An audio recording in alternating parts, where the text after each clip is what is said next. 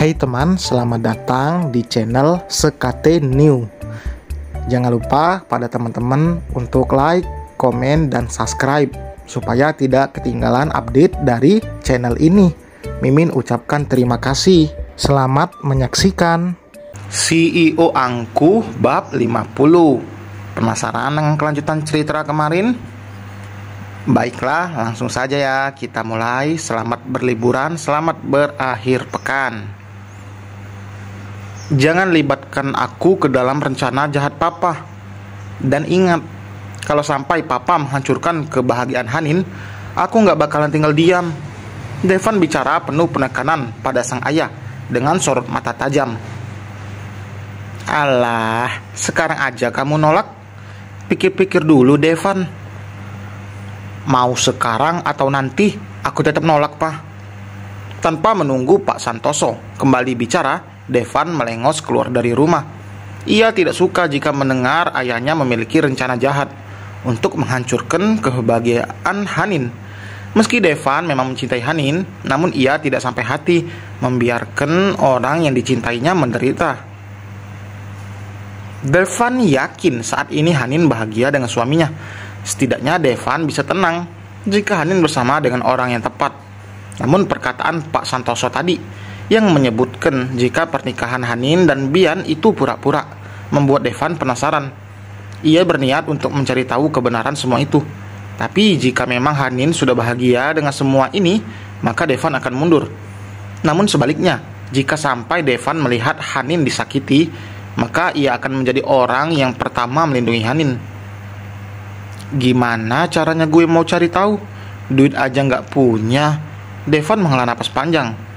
Selama ini ia menuntut ilmu. Uang tabungan yang dimilikinya juga tidak seberapa. Devan tidak mau bergantung lagi pada ayahnya. Ia bahkan berencana untuk pindah dari rumah ini. Devan merasa sudah dewasa dan menginginkan kebebasan. Ia bisa saja melanjutkan kuliah dengan jurusan yang diinginkan. Karena bantuan kakaknya, karena Pak Santoso tetap kekeh Devan harus mengambil jurusan bisnis. Sementara dunia Devan bukan di sana. Lelaki tua itu begitu keras kepala. Seharusnya di usianya saat ini ia hanya fokus untuk memperbanyak ibadah, bukannya mengurus apa yang bukan urusannya. Apalagi sampai berniat untuk balas dendam hanya karena masa lalu. Padahal Dela pun sekarang bukan bersama Bian, tapi dengan Bara. Tapi dendam Pak Santoso itu pada Bian, karena memang Bian yang merebut Dela darinya, bahkan rela mengeluarkan banyak uang. Sekarang Pak Santoso tidak takut bertindak karena akan memanfaatkan Bian untuk ini, akan memanfaatkan Devan untuk ini. Dulu ia tidak berani karena takut Bian akan menghancurkan bisnisnya yang saat itu memang ada di ujung tanduk. Padahal Pak Santoso bisa mencari wanita lain, tidak perlu menaruh dendam. Karena dengan uang ia bisa mendapatkan wanita cantik manapun, yang jelas hanya ingin membutuhkan uang. Ambar. Ya, gue harus ketemu Ambar. Devan masih kadang berkomunikasi dengan Ambar karena ia menunggu kabar kondisi Hanin. Tapi Ambar tidak pernah sekalipun menyinggung soal itu. Kebetulan gue ada di kafe nih, Van. Mau reuni sama yang lain juga. Kirim aja alamatnya, gue langsung ke sana. Setelah mendapatkan alamat itu, Devan langsung meluncur. Ia tidak mengharapkan kehadiran Hanin karena memang niatnya untuk mencari tahu semuanya dari Ambar. Tidak mungkin jika Devan bertanya langsung pada Hanin, karena sudah jelas tidak akan dijawab oleh Hanin. Ia mengendarai motornya menuju tempat tujuan. Jaraknya hampir 20 menitan. Lumayan jika dari rumah Devan, apalagi jalanan sedikit macet. Mungkin saat lengang, pasti ia bisa lebih cepat sampai. Saat Devan memarkirkan motornya, ia sudah bisa melihat dari luar sosok Ambar yang ada di dalam kafe, duduk di meja paling ujung. Ambar masih sendirian dan ini kesempatan Devan untuk menggali informasi. Tanpa menunggu lagi, langkahnya terayun masuk ke dalam kafe. Ambar sontak mendongak. Ia melambaikan tangannya pada Devan. Gila, lu makin cakep aja, Van. Nggak sekalian lu bawa cewek lu kesini? Devan tertawa lalu duduk di hadapan Ambar. Ngeledek lu. Sebelah alis Ambar terangkat. Jadi Lo seriusan belum move on dari si Hanin? Lelaki itu terlihat sedang melihat buku menu. Hanya mengedikan bahu pundaknya membuat Ambar geleng-geleng kepala. Menurut gue lo harus lupain Hanin deh. Lo gak bakalan bisa dapetin dia lagi. Karena Ambar menggantung ucapannya. Karena dia udah nikah, sambung Devan. Mata Ambar membeliak. Dari mana lu tahu? Gue ketemu Hanin kemarin, dia lagi bulan madu sama suaminya. Jawab Devan santai, meski hatinya bergemuruh kala mengingat Hanin memang tak bisa lagi dimilikinya. Dunia sempit banget ya. Banyak cewek di luar sana kok. Lu jangan sampai berpikir rebut Hanin dari suaminya. Devan terkekeh. Emang gue cowok apaan yang menghancurkan kehidupan orang lain? Kalau Hanin bahagia sama suaminya, ya gue juga ikut bahagia. Gue aja baru dikasih tahu Hanin pas dia baru balik beberapa minggu lalu. Gue tambah kaget pas dia bilang kalau dia sebenarnya udah nikah pas masih sekolah. Pandangan Devan beralih dari buku menu dan menatap Ambar. Masih sekolah? Iya, mungkin waktu kalian putus Hanin nikah deh. Mungkin ya, gue tahu jelas soalnya. Gue nggak tahu jelas soalnya. Dia jelasinnya nggak detail sih. Tapi tenang aja, dia lagi di jalan. Bentar lagi nyampe kok. Lo bisa tanyain langsung kalau mau.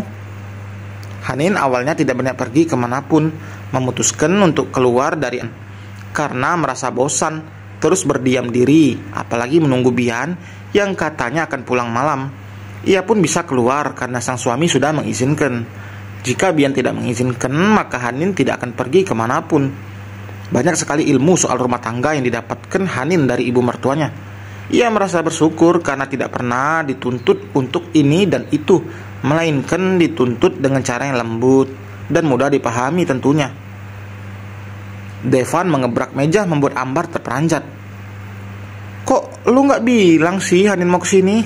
Kening Ambar berkerut. Tadi gue kan bilang mau reunian sama yang lain. Tapi lu gak bilang Hanin juga mau datang.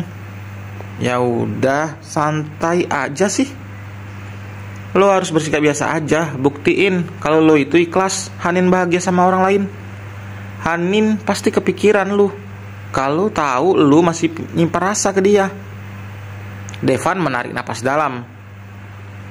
Ia sangat setuju dengan apa yang dikatakan oleh Ambar. Devan tidak mau Hanin tahu. Meski dari sikapnya kemarin, mungkin Hanin pun bisa menebak jika rasa Devan padanya masih ada.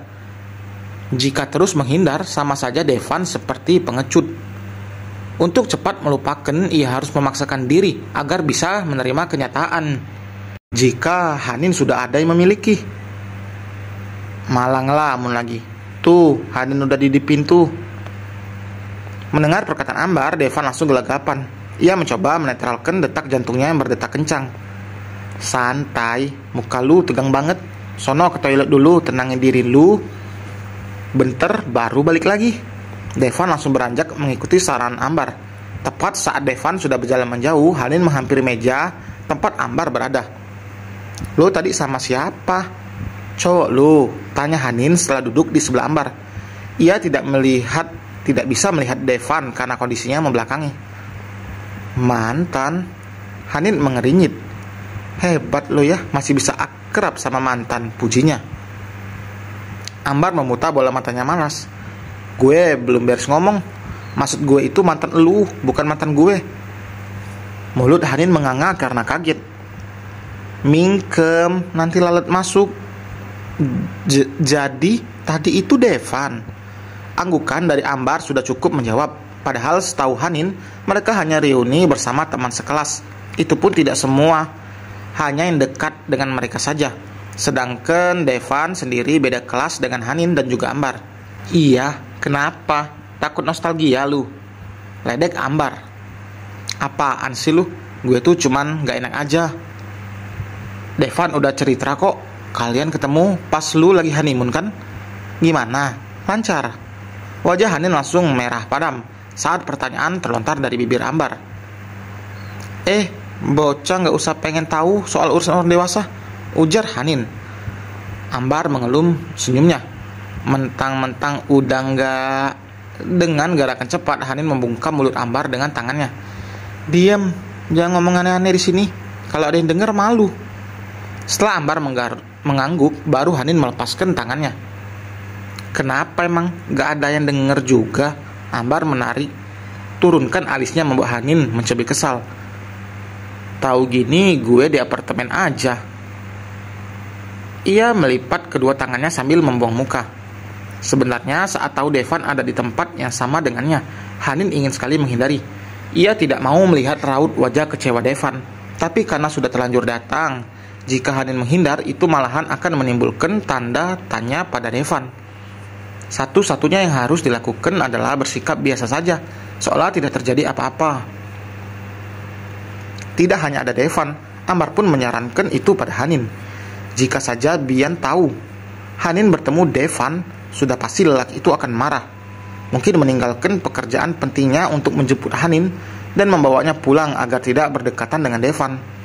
Di tengah obrolan Hanin dan Ambar, Devan kembali. Lelaki itu terlihat lebih santai dari sebelumnya. Meski darahnya berdesir saat tidak sengaja saling menatap dengan Hanin, ia kembali ke tempat duduknya dan ikut dalam obrolan. Meski terlihat sedikit canggung, tapi keduanya masih bisa mengobrol sampai dua teman lainnya datang. Reuni kecil itu pun berjalan sampai 2 jam lebih. Hanin memilih untuk pulang lebih dulu karena memang hari pun sudah sangat sore. Ia tidak ingin Bian tiba-tiba pulang saat dirinya bahkan tidak ada di apartemen. Lo nikah nggak bilang-bilang, Nin, ucap Priska. Nanti ada resepsinya kok. Lo semua pasti gue undang. Udah ya, gue duluan. Semakin tidak nyaman Hanin dalam duduknya karena merasa Devan curi-curi pandangan padanya. Untung Hanin sudah lebih dulu memesan taksi online, jadi ia bisa langsung keluar dari kafe itu saat taksi pesanannya sudah ada di dalam. Lain kali gue nggak mau reunian gini, apalagi ada Devan. Bukannya apa-apa, nggak tega rasanya gue. Padahal Devan juga biasa aja, tapi kok kayak jahat banget ke dia. Hanin membatin pandangannya fokus keluar jendela. Untuk pertemuan kali ini, Hanin tidak akan bicara pada Bian jika ia bertemu dengan Devan. Bisa-bisa Bian semakin bad mood, apalagi lelaki itu memiliki banyak pekerjaan. Sampai di apartemen, Hanin menyiapkan makan malam karena baru saja Bian mengatakan sebentar lagi pekerjaannya akan selesai dan ia akan malam bersama Hanin. Setelah istrinya kembali, Bian akan lebih betah berada di apartemen. Kedatangan Hanin memang berhasil merubah segalanya.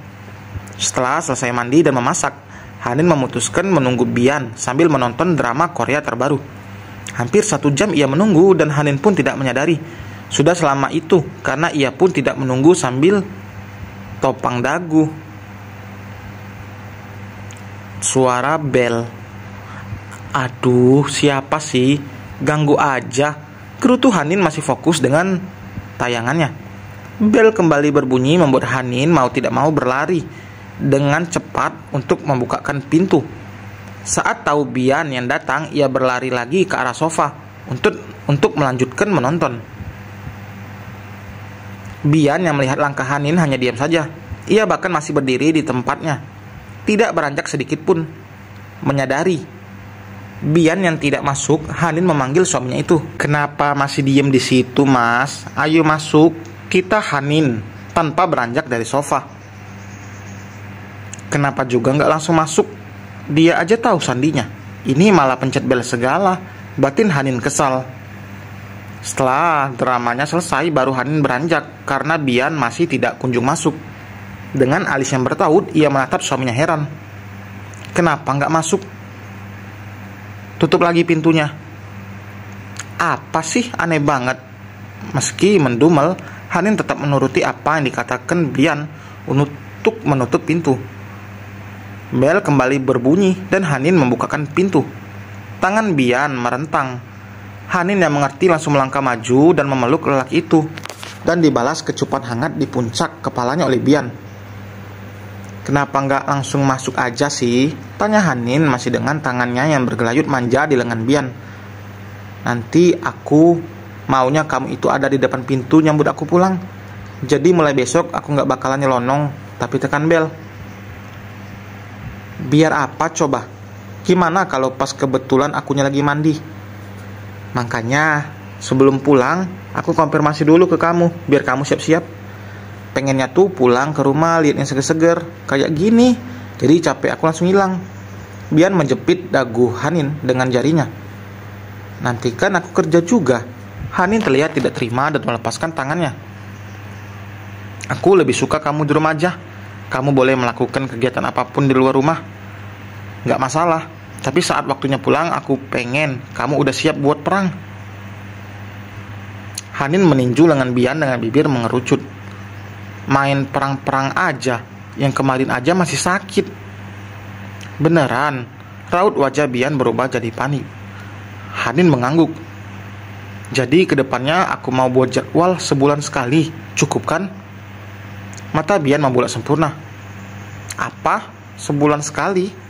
Kamu gada-gada aja. Mana mampu aku sebulan sekali? Oh, jadi 2 bulan atau 3 bulan sekali? Bian mengacak rambutnya frustasi. Itu tambah gak mungkin. Itu sama aja kamu nyiksa aku. Kalau keseringan jatuhnya kamu nyiksa aku. Kamu enak, aku yang sakit. Tapi itu kan cuma pertamanya doang. Nanti kedepannya enggak kok. Hanin mencibir. Bohong. Kamu gak bakalan tahu karena kamu cowok. Kamu gak ngerasain apa yang aku rasain. Coba kamu tanya Dela deh, biar percaya. Hanin mengeringit. Kenapa harus tanya Kak Nainah? Ya udah, tanya aja ke ibu atau ke mami. Tinggal kamu pilih mau nanya ke siapa. Lagian mana ada layani suami sebulan sekali, sampai 3 bulan sekali. Kamu kira pencairan bantuan apa? Dan selesai teman, terima kasih telah mendengarkan. Seperti biasa, jangan lupa like, komentarnya, dan subscribe bagi teman-teman yang belum subscribe. Thank you, sampai berjumpa di bab berikutnya. Bye.